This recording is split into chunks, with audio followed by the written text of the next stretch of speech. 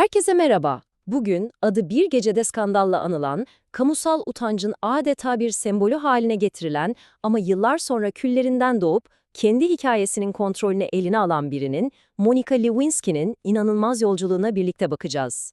Her şey bu cümleyle başlıyor aslında. Düşünün, 24 yaşındasınız ve bir sabah uyandığınızda bütün dünya sizi tanıyor. Ama bu şöhret, alkışlarla gelen bir şöhret değil. Tam tersine acımasız bir yargı ve alay dalgasıyla geliyor. Peki bu olay bir insanın hayatını nasıl sonsuza dek değiştirir?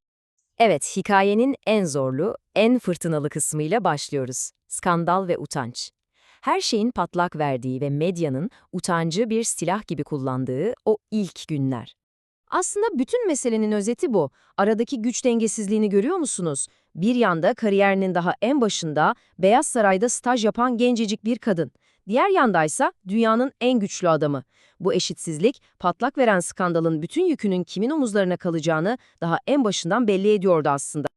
O dönemde yaşananlar daha önce benzeri görülmemiş bir şeydi. Şunu bir düşünün, bugün bildiğimiz anlamda ne Twitter var ne Instagram. İnternetin daha emeklediği yıllar. Ama bir insanın itibarı küresel ölçekte dijital bir yangın gibi yayılarak yok edilebiliyordu. Monica Lewinsky belki de bu dijital linç kültürünün dünyadaki ilk kurbanı oldu. İşte hikayenin en acımasız taraflarından biri de bu. Olayın iki tarafı için sonuçlar bundan daha zıt olamazdı herhalde. Bir yanda kariyerine devam eden, kitaplar yazan, itibarını toplayan bir başkan, diğer yanda ise hayatı darmadağın olan, adı bir fıkra malzemesine dönen ve adım attığı her yerde kameralarla takip edilen genç bir kadın. Peki bu devasa medya fırtınasının ardından ne oldu? Tahmin edebileceğiniz gibi Monica Lewinsky için her şeyden uzaklaşma, yani sessizliğe çekilme dönemi başladı. Yaşananların kişisel bedelini hayal etmek bile çok zor. Bütün bir dünyanın nefreti ve alaycılığıyla tek başınıza mücadele ettiğinizi düşünün. O da tam olarak bunu yaşadı ve tek istediği şey kelimenin tam anlamıyla buharlaşıp yok olmaktı.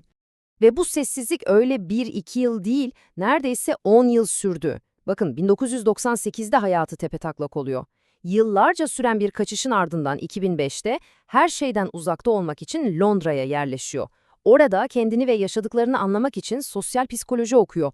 Ta ki 2010 yılındaki o habere kadar. İşte bu yaptığı şey inanılmaz derecede cesurca.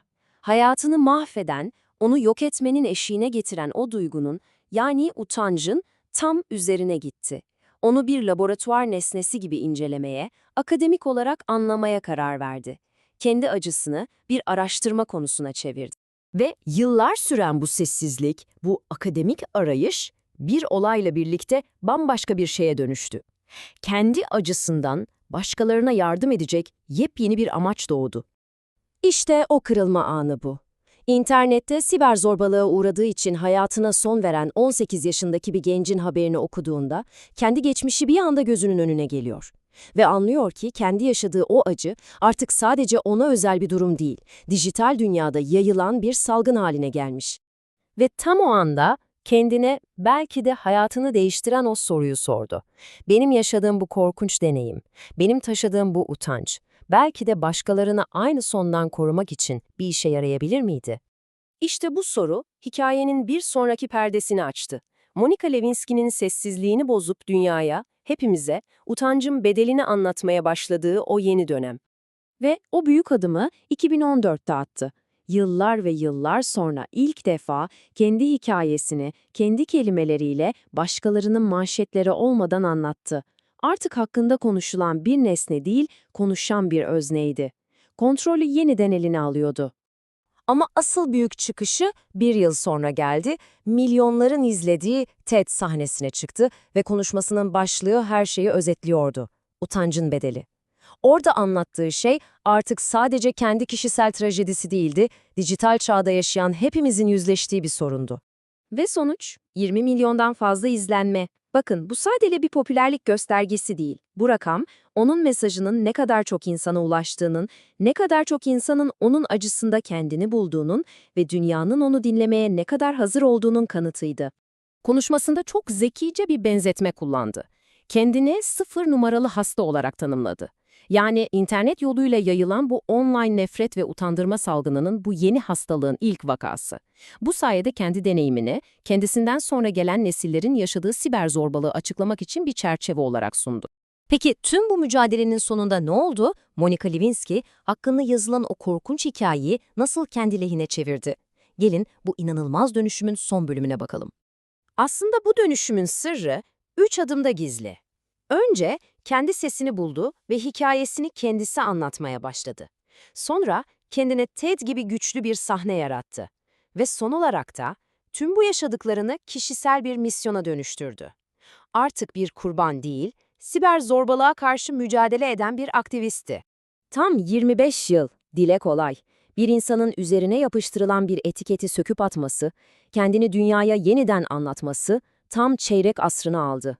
Bu sayı, mücadelenin ne kadar uzun ve zorlu olduğunu tek başına gösteriyor. İşte onun bütün felsefesi bu cümlede saklı. Geçmişi silmiyorum diyor. Yaşananları yok saymıyorum.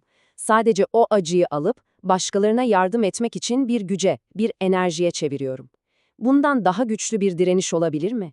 Ve bu bölümü bitirirken aklımızda bu soru kalsın. Ya utanç bir hikayenin sonu değilse, ya aslında yepyeni bir başlangıçsa, Monica Lewinsky'nin hikayesi bize gösteriyor ki, belki de en dibe vurduğumuz, en çok utandığımız anlar, hikayenin bittiği değil, bizim kalemi ele alıp onu yeniden yazmaya başladığımız anlardır.